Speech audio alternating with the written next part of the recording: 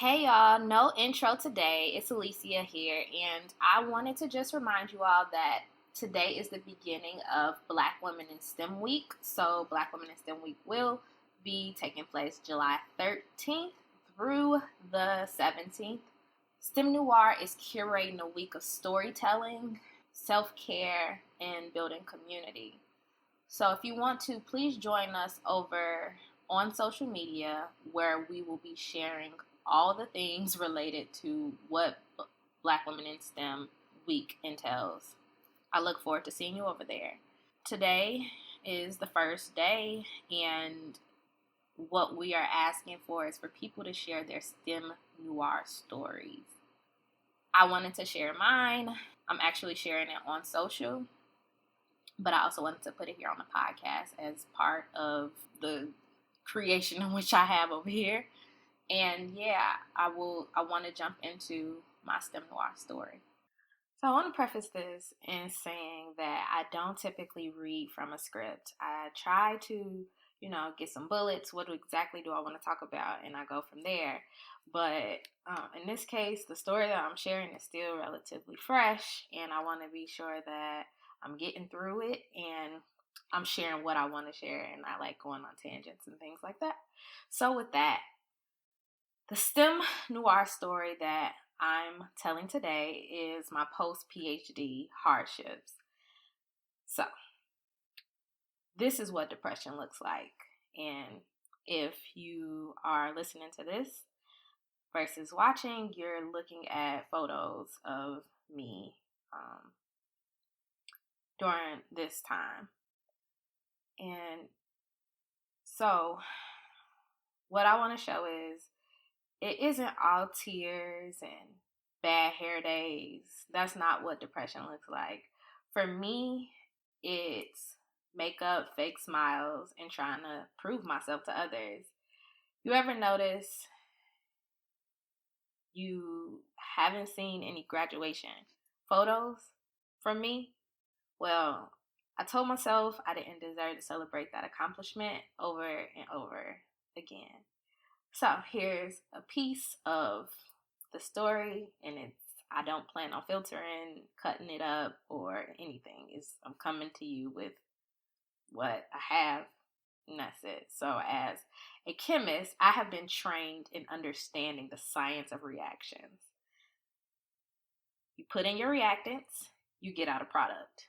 So it was not shocking that after 4 years of putting energy into a PhD, that I finally did it.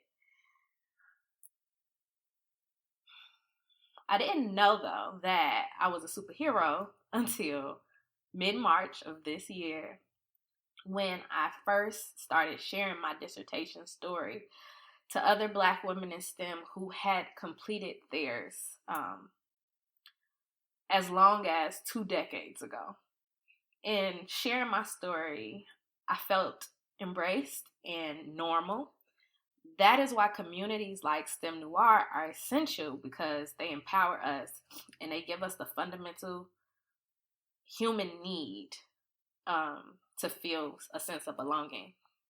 So while working on my dissertation, I was at my lowest.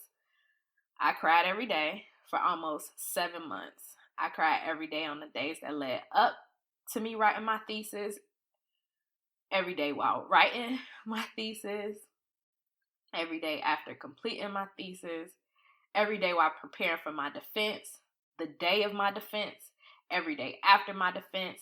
I cried every day leading up to my graduation, the day of my graduation, and the days after my graduation. My strength, and I hate that Black women's strength always is a thing, but my strength had run out. I made some of the worst, most degrading decisions during that time. And I didn't want to be here anymore. I had decided after all this hard work, there was nothing left. And again, I'm a chemist.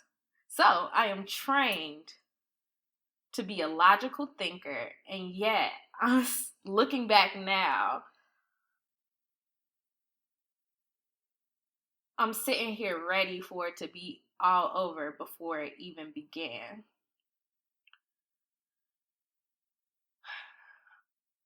Until February 17th, 2020. That's when the little small voice that was still left over of my highest self said, this shit don't make no fucking sense. That's what the voice said to me. And who had I become? Who is this torn down, broken person? Who is this? Now, mind you, this is after I defended. This is 3 months post-defense, and I was treating myself like I didn't deserve anything. I immediately got on the Googles, and I figured out where I needed to go to get help expeditiously. And I did. So over time, I was diagnosed with major depressive disorder, generalized anxiety disorder, panic disorder, and PTSD from grad school.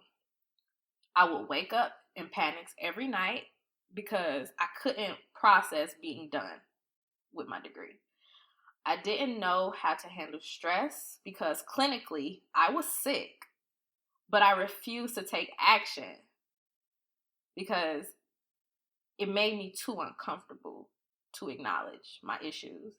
So I'm a Black woman.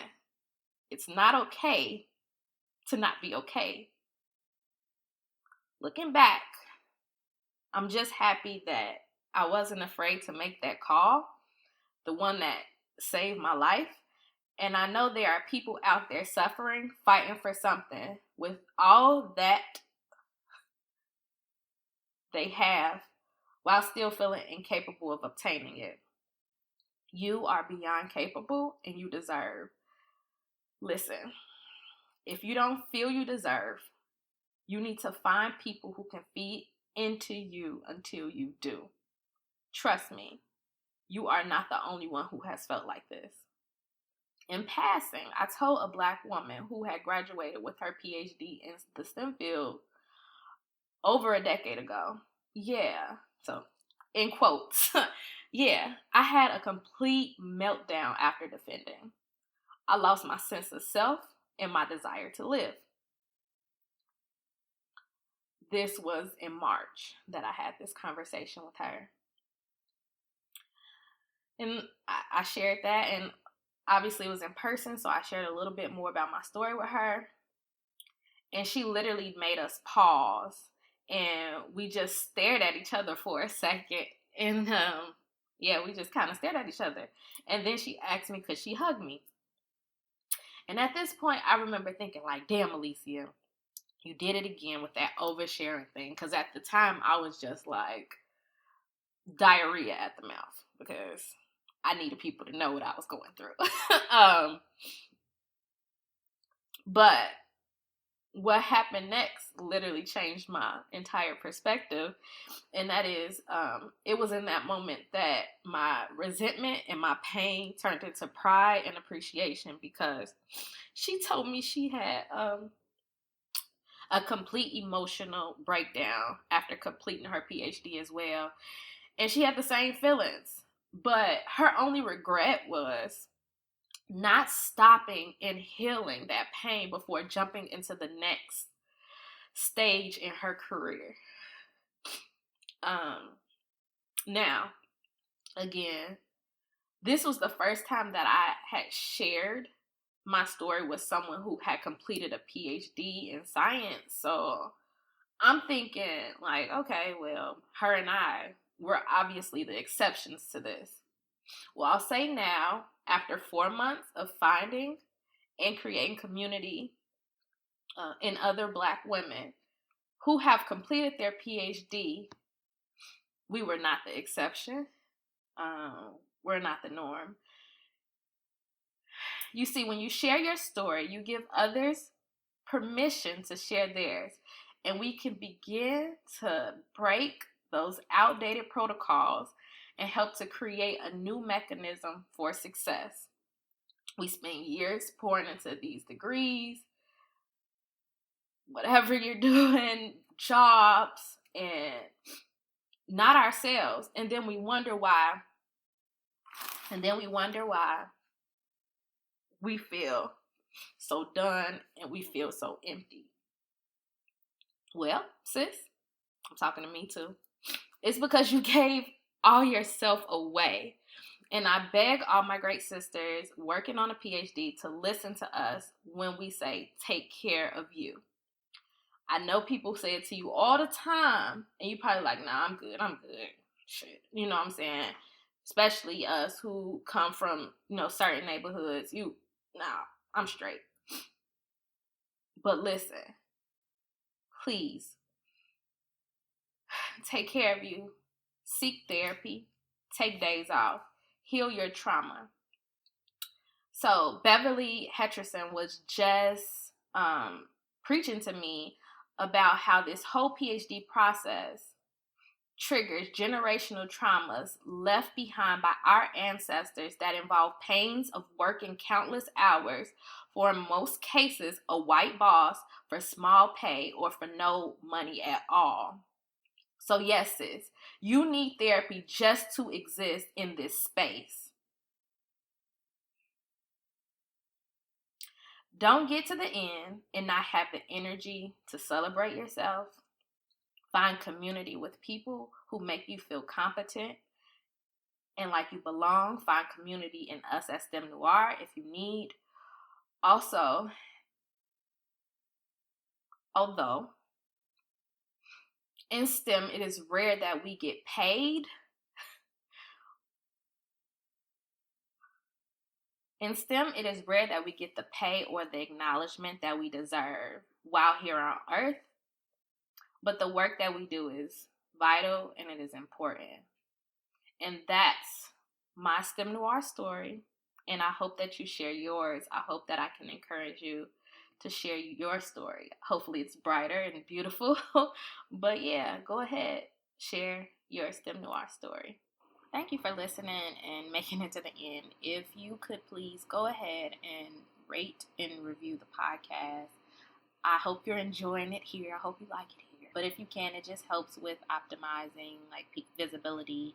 And your girl is trying to get us some sponsors, so it would be helpful for the numbers as well. So let's go ahead, support your great sis. And yes, you can find me over at theresearchher.com. You can also see me on the socials at The Research Her. Don't forget to go and follow STEMnoire on the socials. And also go to STEMnoire.org and subscribe to the mailing list so you can stay updated on all things STEMnoire. If you didn't know, I host Wellness Wednesday with STEMnoire. So if you want to stay updated with that, you want to go over there and add yourself to that list. And until next time, I holla.